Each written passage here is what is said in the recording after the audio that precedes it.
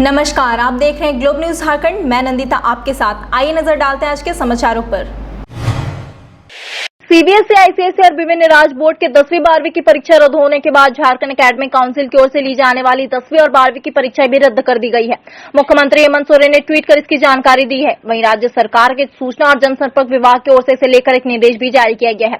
गौरतलब है कि झारखंड एकेडमिक काउंसिल की ओर से ली जाने वाली इन परीक्षाओं को लेकर 4 मई से 21 मई तक परीक्षा आयोजन की तिथि तय की गई थी, लेकिन कोरोना महामारी के बढ़ते प्रकोप को देखते हुए इन परीक्षाओं को पहले स्थगित कर दिया गया था और अब 10वीं और 12वीं की परीक्षा को पूरी तरह रद्द कर दी गई है। इंटरनल असेसमेंट के जरिए सीबीएसई की तर्ज पर इन परीक्षाओं का परीक्षा फल भी प्रकाशित किया जाएगा। फिलहाल शिक्षा विभाग और झारखंड एकेडमिक काउंसिल की ओर से रिजल्ट को लेकर मंथन जारी है। जैक 10वीं और 12वीं की परीक्षा रद्द होने को लेकर सूचना जारी कर दी गई है। इन दोनों परीक्षाओं को लेकर मुख्यमंत्री हेमंत सोरेन खुद शिक्षा सचिव, मुख्य सचिव के अलावा राज्य के अधिकारियों के साथ एक विशेष बैठक कर इस पर निर्णय लिया गया और ट्विटर के जरिए इसकी जानकारी साझा की गई। गौरतलब है कि कोरोना महामारी के बढ़ते प्रकोप को देखते हुए प्रैक्टिकल की परीक्षाएं झारखंड एकेडमिक काउंसिल की ओर से रोक दी गई थी। सरकार के निर्देश के बाद यह फैसला लिया गया था। इस सत्र में मैट्रिक में 4.32 लाख परीक्षार्थी थे, जबकि इंटरमीडिएट में 3.31 लाख परीक्षार्थी परीक्षा के इंतजार में थे। कुल 7.5 लाख परीक्षार्थी इस वर्ष के सत्र में 10वीं और 12वीं की परीक्षा देने वाले थे। इस फैसले के बाद झारखंड पेरेंट्स एसोसिएशन ने खुशी जाहिर की है, तो वहीं परीक्षार्थियों ने भी प्रतिक्रिया दी।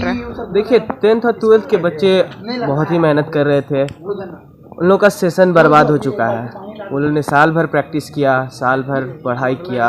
वर्चुअली 4-5 घंटे मोबाइल के सामने एक बिग डील होता है स्टूडेंट के लिए, बहुत ही इफेक्ट पड़ता है। वैसे में अगर स्टूडेंट मेहनत करके अपने करियर बनाने के लिए, अपने फ्यूचर के लिए अगर वो पढ़ाई कर रहे हैं और अचानक से उन्हें ये सुनने को मिले कि उनका एग्ज़ाम कैंसिल हो जाए, तो ये थोड़ा निराशाजनक है।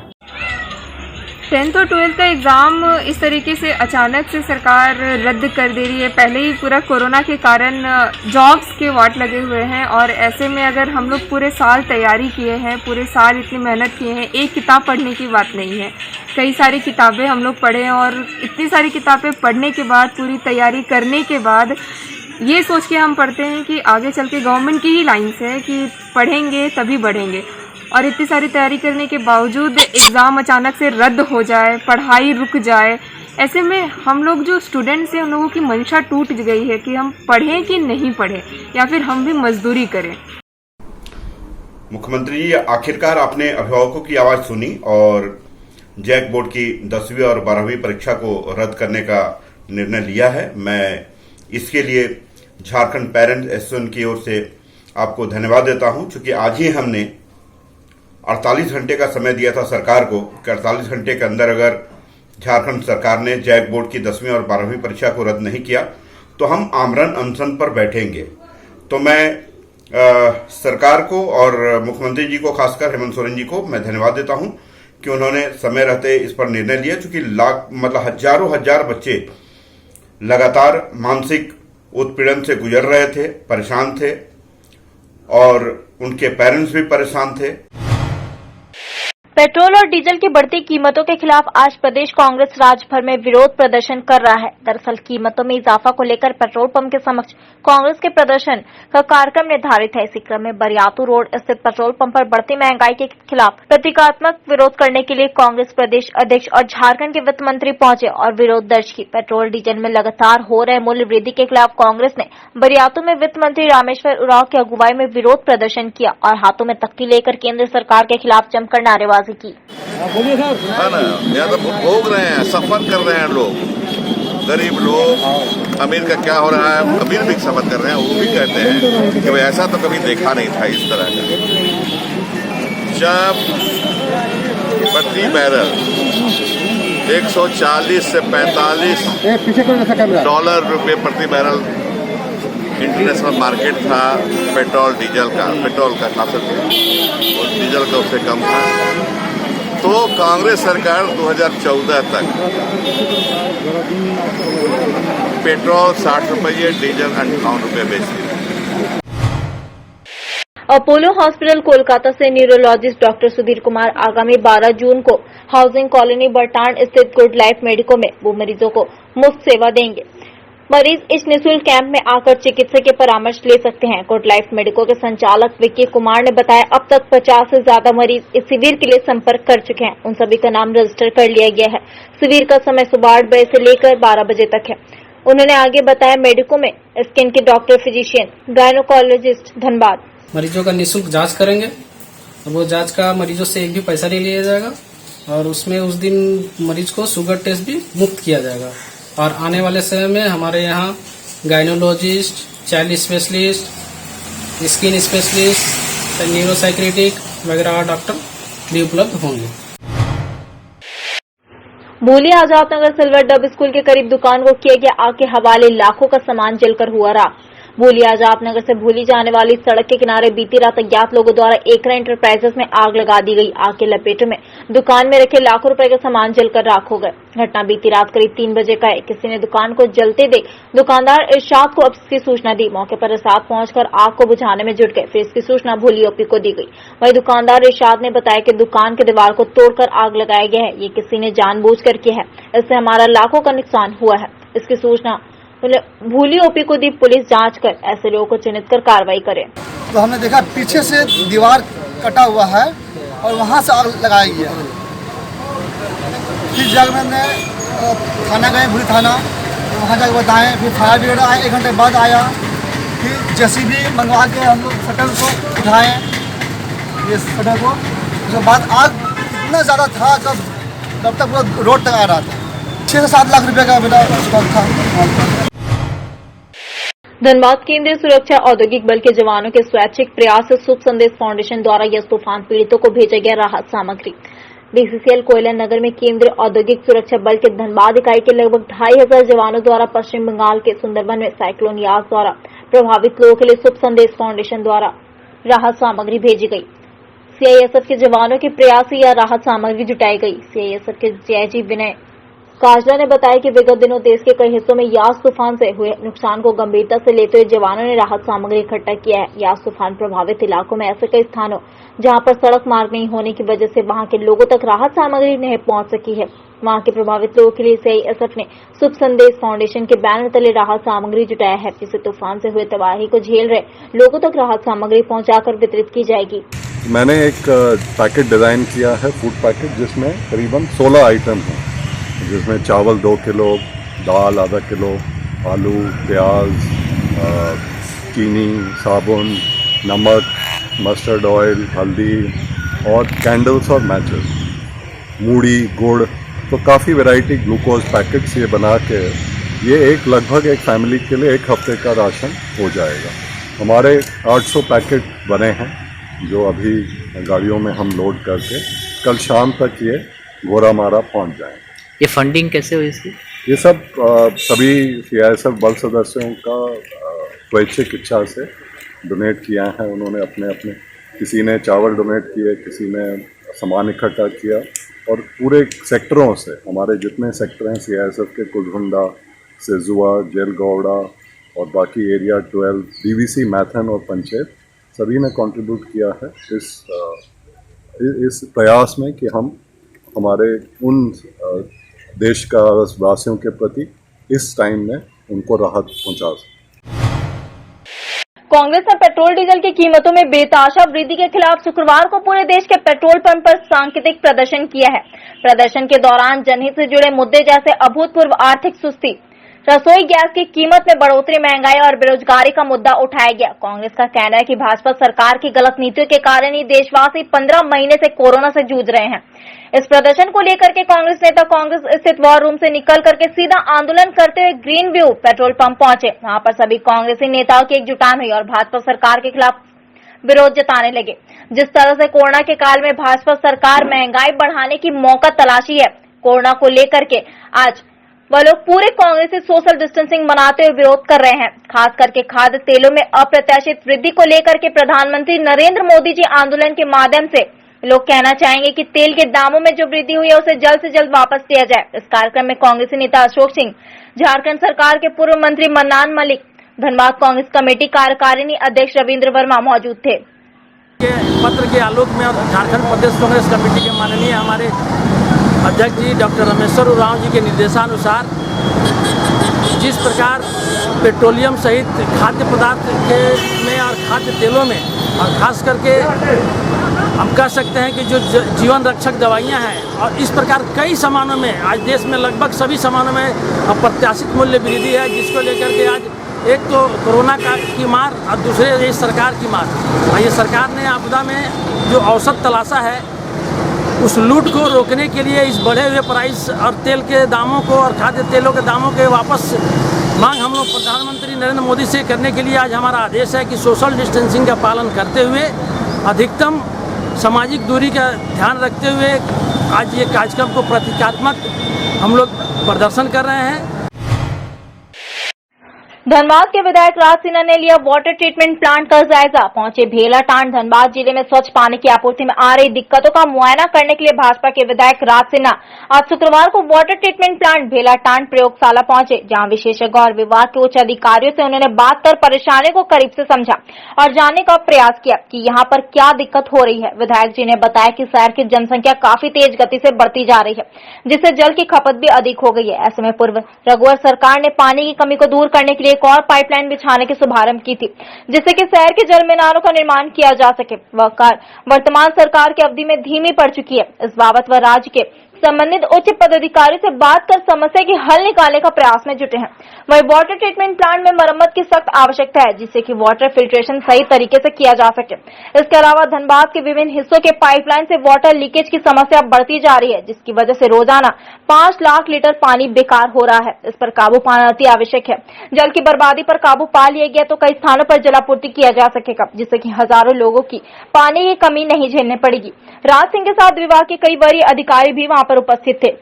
यहाँ वाटर ट्रीटमेंट आज देखने आए थे हम, पानी के जो लोगों की शिकायतें आती हैं, तो हमने सोचा कि ये देखा जाए कि यहाँ से पानी का सप्लाई कैसा है, क्या है। तो अभी मालूम चला कि लगभग 50 to 60 mld पानी डेली आ रहा है यहाँ, और यहाँ से टंकियों में जा भी रहा है। लेकिन चूँकि पहले से अभी खपत काफ़ी बढ़ गया है, जनसंख्या भी पॉपुलेशन काफ़ी बढ़ गई है, तो पानी का खर्च बढ़ गया है। इसके वजह से हर टंकी पे एरिया भी काफ़ी बढ़ गया। एक जगह टंकी है और बहुत दूर दूर तक पानी सप्लाई करना पड़ रहा है, तो अभी हर टंकी पर 2 घंटा 3 घंटा ये लोग ओवरफ्लो कराते हैं, तब जाकर के वहाँ पानी सब लोग को मिलता है। तो ये परेशानी है। जो एक पैरेलल जो काम शुरू हुआ था रघुवर जी के समय में, दूसरा पाइपलाइन, और चूँकि ये काफ़ी जनसंख्या बढ़ गई तो वो काम लगता है अभी थोड़ा, अब क्या कारण नहीं जानते हैं, लेकिन इस जब से सरकार बदली है वो काम थोड़ा सुस्त हो गया है। करंडी चौक में कांग्रेसियों द्वारा देश में बढ़ते पेट्रोल डीजल के मूल्य के चलते एक अनोखा प्रदर्शन किया गया, जहां सभी केंद्र सरकार से पेट्रोल एंड डीजल के मूल्य में हुई वृद्धि को वापस लेने की मांग कर रहे थे। कांग्रेस जिला सचिव अंकुश बनर्जी के नेतृत्व में तमाम कांग्रेस जनों ने करंडी चौक स्थित भारत पेट्रोलियम पेट्रोल पंप के बाहर फांसी का फंदा लटकाकर पेट्रोल डीजल की बेताशा मूल्य वृद्धि को वापस लेने हेतु प्रदर्शन कर रहे थे। कांग्रेस जिला सचिव अंकुश बनर्जी ने कहा, विगत 13 महीनों में पेट्रोल में 25 रुपए 75 पैसे तथा डीजल ने 23 रुपए 96 पैसे की वृद्धि हुई है, जो कि सरकार की गरीब विरोधी नीति को दर्शाता है, जिससे आम लोगों में आत्महत्या करने की स्थिति पैदा हो गई है। इस स्थिति को देखते हुए केंद्र नेतृत्व के आह्वान पर आज पेट्रोल एवं डीजल के मूल्य में हुई वृद्धि को लेकर एक अनूठा प्रदर्शन किया गया। साथ ही दर्शाया गया कि किस तरह से पेट्रोल व डीजल के मूल्य में बढ़ रही कीमतों में लोग आत्महत्या को विवश है। आज आने वाला समय में सरकार के द्वारा ये स्थिति पैदा कर दी गई है कि लोग जगह जगह पे आत्महत्या कर रहे हैं। आपको मैं बताना चाहूँगा, आपके माध्यम से मैं बताना चाहूँगा, इस पिछले 1 साल में पेट्रोल की कीमत 25 रुपये 83 पैसा और डीजल की कीमत जो है 23 रुपये 96 पैसे तक की कीमत में वृद्धि हुई है, जो कि दर्शाता है कि केंद्र सरकार की जो इकोनॉमिक पॉलिसी है वो टोटली फेल है। एक तरफ राज्य सरकार वैश्विक महामारी को लेकर कई कड़े कदम उठा रहे, तो वहीं दूसरी तरफ करंडी स्थित एलबीएसएम कॉलेज प्रबंधन की लापरवाही साफ देखने को मिली, जहां नामांकन फॉर्म भरने आए छात्रों ने जमकर सामाजिक दूरी की धज्जियां उड़ाई। एक तरफ ऑनलाइन प्रक्रिया से सारे कार्यों का निष्पादन किया जा रहा है ताकि संक्रमण का खतरा कम हो। वहीं करंडी स्थित एलबीएसएम कॉलेज में यूजी और पीजी 3rd सेमेस्टर के नामांकन फॉर्म के लिए ऑनलाइन पद्धति होने की वजह से कॉलेज परिसर में छात्रों का हुजूम उमड़ पड़ा। इतना ही नहीं, इस दौरान जमकर सामाजिक दूरी की धज्जियां उड़ाते देखी गई।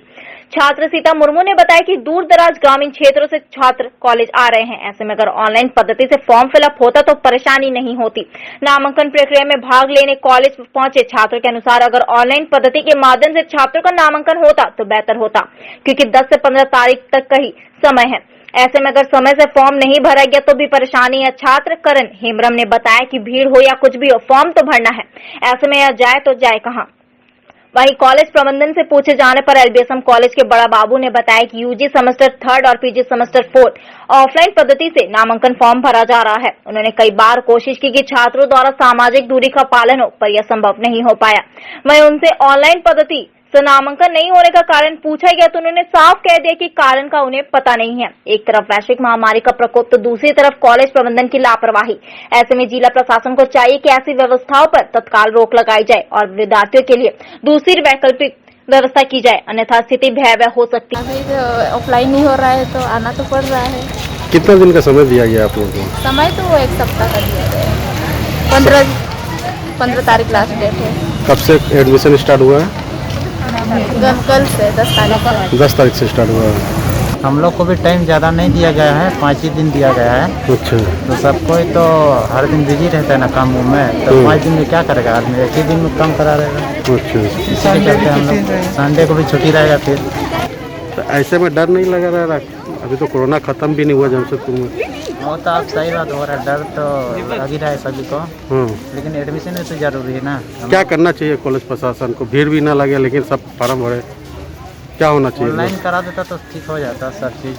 कॉलेज ऐसा तो नहीं है, आदेश पंचायत ने दिया है, उनके आदेश का ही हमें पालन किया गया है। ऑनलाइन का बाकी तो सब ऑनलाइन ही हुआ, जो भी एडमिशन हुआ अभी तक कोई एडमिशन नहीं हो रहा।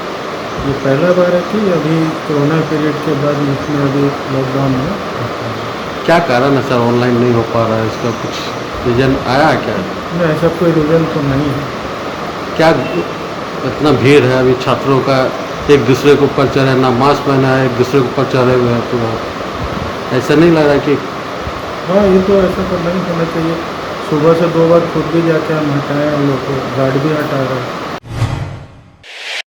जमशेदपुर सामाजिक महिला कार्यकर्ता कंचन सिंह ने राज्य के मुख्यमंत्री से अनुरोध किया कि मदर टेरेसा वेलफेयर ट्रस्ट की उच्च स्तरीय जांच किया जाए और ट्रस्ट के संचालक हरपाल सिंह और उनकी पत्नी पुष्पा रानी तिर्की को जल्द से जल्द गिरफ्तार करने की भी मांग करती है। वहीं कांग्रेस पार्टी के वरिष्ठ नेता ओम प्रकाश उपाध्याय ने कहा कि ट्रस्ट में इस तरह की घटना काफी शर्मनाक और संचालक को जल्द से जल्द गिरफ्तार किया जाए। सत्यम संजीवन ट्रस्ट के अध्यक्ष सह सामाजिक महिला कार्यकर्ता कंचन सिंह ने कहा कि पिछले 5 साल की पहले की मदर टेरेसा वेलफेयर ट्रस्ट की लेखा जोखा अन्य चीजों की उच्च स्तरीय जांच होनी चाहिए। मैं माननीय राज्य के मुख्यमंत्री हेमंत सोरेन से अनुरोध करती हूँ कि इतना ही नहीं, कंचन सिंह ने यह भी कहा कि आसपास के लोग भी हरपाल सिंह से काफी प्रताड़ित है। वहीं कांग्रेस पार्टी के वरिष्ठ नेता सह समाजसेवी ओम प्रकाश उपाध्याय ने कहा कि ट्रस्ट में इस तरह की घटना काफी शर्मनाक है, अच्छे से जांच कर दोषियों को सजा जल्द से जल्द मिलना चाहिए।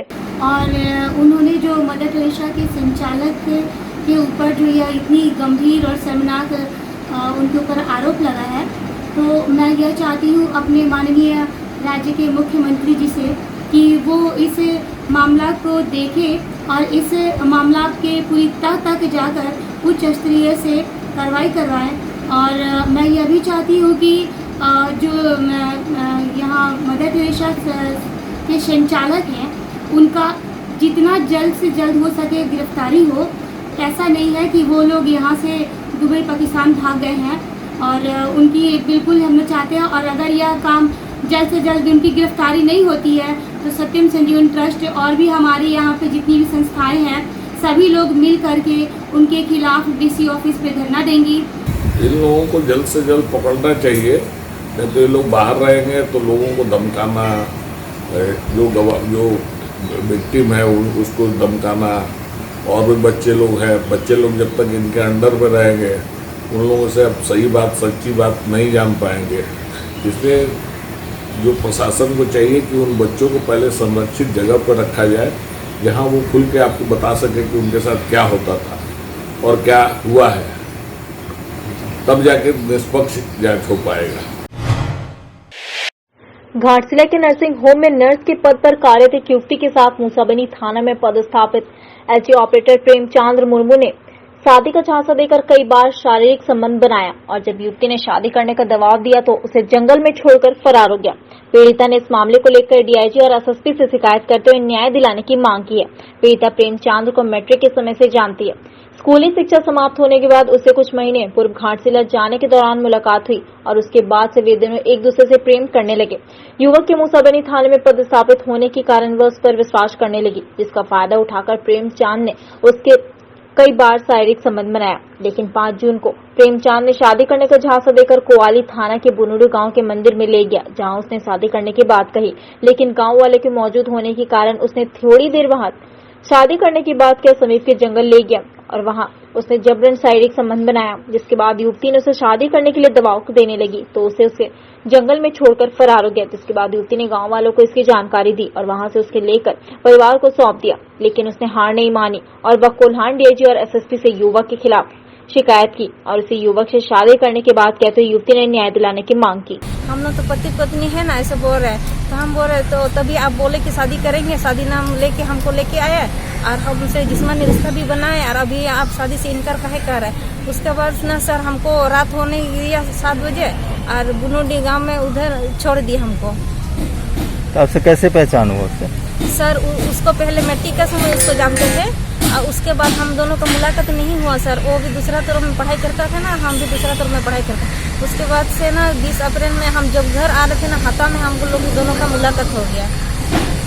वहाँ से फोन नंबर मिला मिली भी हो गया, फोन नंबर दिया भी हो गया, उससे बात हो गई। आरजेडी सुप्रीमो लालू प्रसाद यादव का 74वां जन्मदिन झारखंड प्रदेश कार्यालय में धूमधाम के साथ मनाया गया। प्रदेश अध्यक्ष अभय कुमार सिंह के नेतृत्व में केक काटकर लालू प्रसाद यादव के तस्वीर को खिलाया गया। वहीं आरजेडी कार्यकर्ता ने भी एक दूसरे को केक खिलाकर खुशी जाहिर की। लालू प्रसाद यादव के जन्मदिन को यादगार बनाने को लेकर राष्ट्रीय जनता दल के द्वारा गरीबों के बीच भोजन कराने का भी काम किया गया। एक अरसे के बाद लालू प्रसाद यादव अपने परिवार के साथ अपना 74वां जन्मदिन मना रहे हैं। ऐसे में पूरा आरजेडी परिवार उनके जन्मदिन को लेकर उत्साहित है और एक दूसरे को बधाई दे रहे हैं। इस दौरान प्रदेश अध्यक्ष अभय कुमार सिंह ने कहा कि लालू प्रसाद यादव गरीबों के मसीहा का 74वां जन्मदिन को गरीबों के नाम समर्पित है। कोरोना गाइडलाइन के नियमों का पालन करते हुए आज हर जिला, प्रखंड और पंचायत में गरीबों और जरूरतमंदों को खाना खिलाया जा रहा है और उनके जन्मदिन को यादगार बनाने को लेकर गरीबों के बीच हर साल की तरह इस साल भी भोजन सामग्री और खाना खिलाने का कार्य किया जा रहा है। हो चाहे आम जनता हो, सबका कमर टूटा है और तमाम लोग आंदोलित हैं। राष्ट्रीय जनता दल शुरू से आंदोलन का उपजा हुआ है, ये हमारा पार्टी है। हमारे नेता 74 आंदोलन का नेता हैं। तो निश्चित तौर पे चाहे भ्रष्टाचार के खिलाफ हो, चाहे महंगाई के खिलाफ हो, इन्होंने हर समय लड़ाई लड़ने का काम किया है। आज के परिवेश में, आज के दिन 74वें जन्मदिन पर हम लोग जो उनको हम राष्ट्रीय जनता दल परिवार की जो उनको बधाई देते हैं और जो हम लोग को जो कामना करते हैं कि उम्र जो है उनकी बहुत लंबी हो, क्योंकि आज के परिवेश में उनको रहना अति आवश्यक है। बिहार के पूर्व मुख्यमंत्री राजद सुप्रीमो लालू प्रसाद यादव का 74वां जन्मदिन मनाया गया। लालू विचार केंद्र के संयोजक से आदित्यपुर नगर परिषद के पूर्व उपाध्यक्ष पुरेंद्र नारायण सिंह के नेतृत्व में मनाया गया। कार्यक्रम में पुरेंद्र नारायण सिंह, एसएन यादव, एसडी प्रसाद, अधिवक्ता संजय कुमार, राजेश रसिक ने संयुक्त रूप से केक काटा। केक काटने के उपरांत पुरेंद्र नारायण सिंह ने राजद सुप्रीमो लालू प्रसाद यादव को तिलक लगाकर जन्मदिन की शुभकामनाएं दी। आज उनके 74वें जन्मदिन पर केक काटकर गरीब सम्मान दिवस के रूप में हम लोगों ने आज का उनका जन्मदिन मनाया है। क्योंकि लालू जी का पूरा जीवन गरीबों के प्रति समर्पित रहा है। गरीबों शोषितों की आवाज़ उठाते रहे हैं। आज उनके 74वें जन्मदिन के अवसर पर हम सब लालू विचार केंद्र के सभी पदाधिकारी सदस्यगण उनको लंबे उम्र के शुभकामना देते हैं।